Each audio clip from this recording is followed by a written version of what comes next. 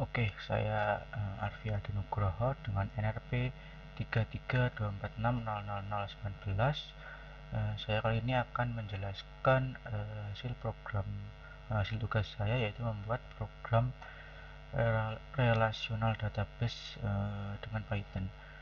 Eh, di sini saya membuat program manajemen data diagnosis medis, di mana di program saya ini memungkinkan untuk penyimpanan atau penambahan data, kemudian untuk melihat data, kemudian untuk mengubah atau mengupdate data, dan juga untuk menghapus datanya. Jadi di program saya membuat beberapa fungsi. Yang pertama itu fungsi buat koneksi di sini untuk mengkonekkan dengan database-nya. Di sini ada method connect untuk mengkonekkan dengan database, kemudian method execute di sini untuk mengeksekusi pragma, yang dimana untuk mengaktifkan dukungan foreign key agar fitur foreign key-nya bisa digunakan nantinya. Kemudian fungsi selanjutnya di sini saya membuat fungsi buat tabel untuk membuat tabelnya. Jadi di sini pertama membuat objek kursornya agar menjadi perantara eksekusi query-nya. Jadi di sini saya menggunakan metode execute script karena di sini saya mengeksekusi dua query sekaligus. Tabel pertama itu tabel pasien, dan kedua itu tabel diagnosis. Pada tabel pasien terdapat kolom ID yang sebagai primary key-nya. Kemudian di kolom diagnosis itu ada kolom yang sebagai foreign key-nya, itu kolom pasien ID, yang dimana akan menghubungkan dengan kolom yang primary key, yaitu kolom ID di tabel pasien. Kemudian di sini ada on delete cascade, yang dimana jika data pada tabel pasien dihapus, maka yang diagnosis itu secara otomatis juga ikut terhapus. Kemudian di commit, menggunakan metode commit untuk menyimpan perubahan. Kemudian di sini saya memasukkan data awalnya dengan cara seperti ini, kemudian menggunakan execute many dengan query seperti ini, dan simbol tanda tanya ini sebagai placeholder yang nantinya akan diisi dengan parameter data yang sudah dibuat sebelumnya, yaitu data pasien untuk pasien dan data diagnosis untuk diagnosis. Kemudian pada fungsi selanjutnya itu fungsi tambah pasien. Di sini untuk menambahkan data pada tabel pasien, di sini seperti sebelumnya membuat objek cursor, kemudian menggunakan metode execute untuk mengeksekusi query dengan parameter pertama yaitu query-nya, dan yang kedua itu parameter data yang akan menggantikan placeholder simbol tanda tanya ini. Kemudian di commit, kemudian menampilkan pesan seperti ini. Dan pada fungsi ini mengembalikan ID pasien yang baru saja ditambahkan dengan menggunakan last row ID. Kemudian pada fungsi selanjutnya ada fungsi tambah diagnosis, ini untuk menambahkan data pada diagnosis dengan cara seperti sebelumnya, membuat objek kursor dan mengeksekusi query-nya.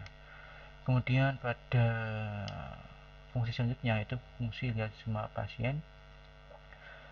Di sini untuk melihat data pasiennya, di sini query-nya select. Select ini untuk memilih semua kolom pada tabel.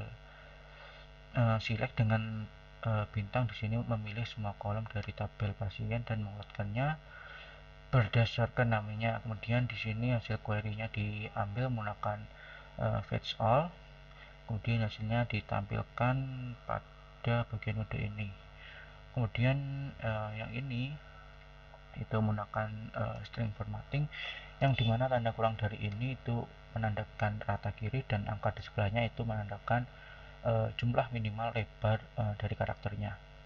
Kemudian pada fungsi selanjutnya, fungsi cari pasien. Untuk mencari pasien, jadi di sini query-nya dilakukan filter menggunakan where dan mencocokkan stringnya dengan menggunakan like. Dan di sini namanya parameternya adalah nama yang akan dicari yang akan menggantikan placeholder pada bagian sebelah sini. Kemudian jika pasien yang ditemukan maka ditampilkan. Kemudian pada fungsi selanjutnya untuk fungsi lihat diagnosis pasien, untuk melihat diagnosisnya menggunakan join. Jadi di sini select untuk memilih kolom yang akan ditampilkannya. Kemudian join di sini untuk menggabungkan tabel diagnosis dan pasiennya berdasarkan kolom yang berhubungan, yaitu kolom diagnosis pada pasien ID dan kolom ID pada pasien. Kemudian ini dicari, difilter berdasarkan ID pasiennya, kemudian diurutkan berdasarkan tanggal. Kemudian jika ditemukan akan ditampilkan. Kemudian untuk fungsi selanjutnya, fungsi update pasien. Di sini untuk mengupdate atau mengubah data pada kolom pasien. Jadi pada field ini nanti akan diisi dengan kolom yang yang ingin diubah. Kemudian where ID di sini ID dari pasien yang akan datanya akan diubah. Kemudian di commit untuk menyimpan perubahan. Kemudian di print pesannya seperti ini. Kemudian pada fungsi selanjutnya yaitu update diagnosis untuk mengubah atau mengupdate status diagnosis. Misalnya yang statusnya sebelumnya aktif menjadi selesai, dan juga sebaliknya. Kemudian fungsi selanjutnya yaitu hapus pasien. Di sini untuk menghapus data pasien berdasarkan ID pasien yang ingin dihapus. Kemudian hapus diagnosis untuk menghapus diagnosis berdasarkan ID diagnosis yang akan dihapusnya. Kemudian pada fungsi main untuk menjalankan programnya, jadi di sini ada pemanggilan fungsi buat koneksi untuk mengkonekkan dengan database-nya terlebih dahulu. Kemudian di sini akan melakukan operasi sesuai dengan pilihan input dari usernya. Kemudian kita coba jalankan, hapus dulu ini. Coba jalankan, misalkan ingin melihat data pasiennya yaitu nomor 3. Nah, akan ditampilkan datanya, misalkan data diagnosisnya nomor 5 itu seperti ini. Kemudian misalnya ingin menambah data pasien nomor 1,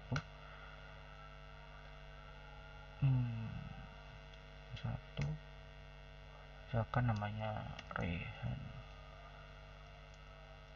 Saputra, kemudian umurnya misalnya 20, kelaminnya laki, alamatnya misalkan telepon misalkan. Nah, berhasil ditambahkan. Misalkan ingin menambahkan diagnosis nomor 2, misalkan ID pasien yang ditambahkan nomor 2 misalnya. Kemudian diagnosis penyakitnya misalnya berapa ya, 2. Kemudian nama dokternya dokter Ahmad misalnya, tahun tanggalnya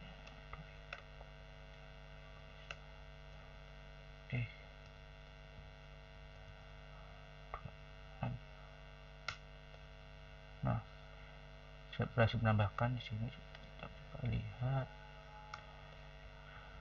ini yang baru ditambahkan tadi. Kemudian melihat diagnosisnya,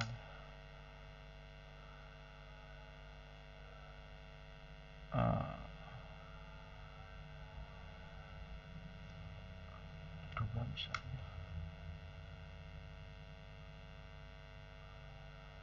Nah, ini misalnya tadi ya, salah ya.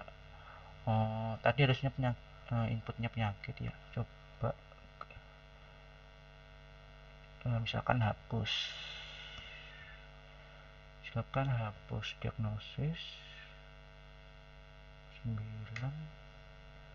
di pasien 4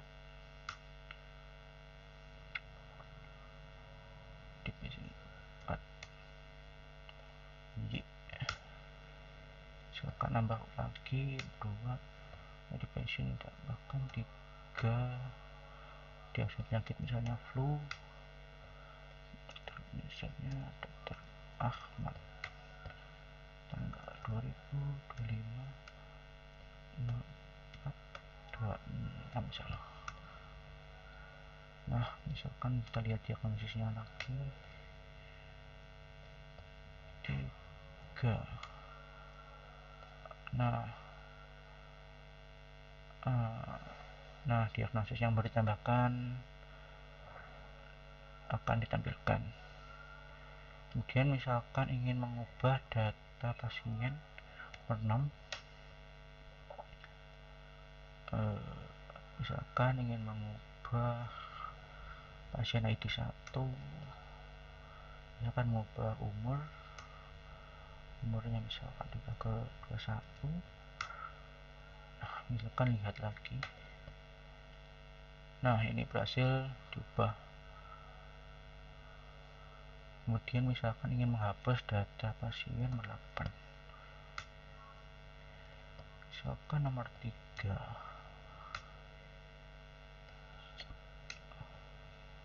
Nah, coba diagnosisnya kita lihat. Nah, jadi yang misalkan pasien yang tadi dihapus, yang diagnosisnya juga dihapus. Oke. Misalkan mengubah status diagnosis 7, misalkan berdua, misalkan menjadi diagnosis selesai.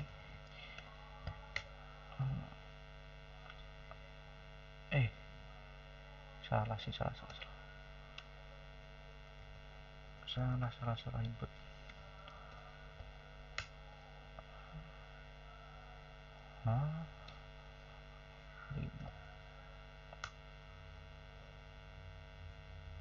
Di pasien kemudian diagnosis 2.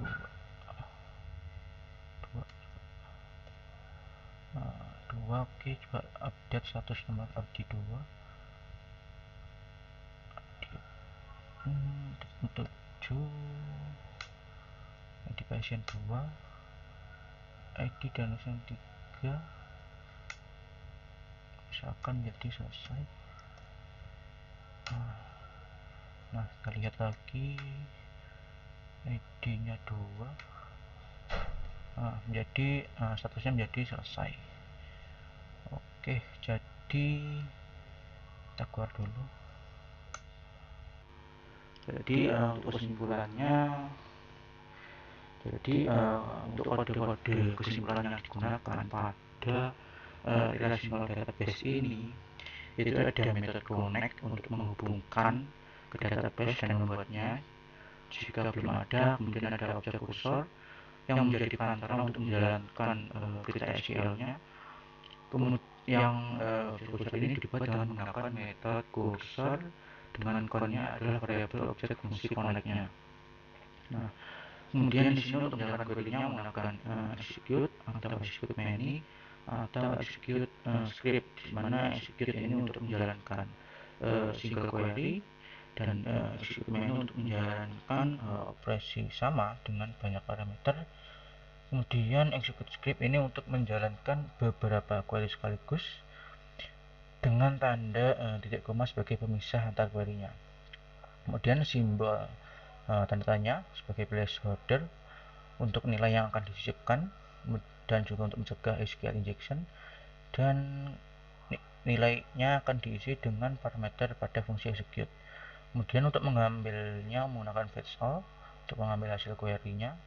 Kemudian ada commit dan close. Commit untuk menyimpan perubahan permanen dan close untuk menutup koneksi. Jadi sekian penjelasan dari saya. Apabila ada kurangnya, mohon maaf. Assalamualaikum warahmatullahi wabarakatuh.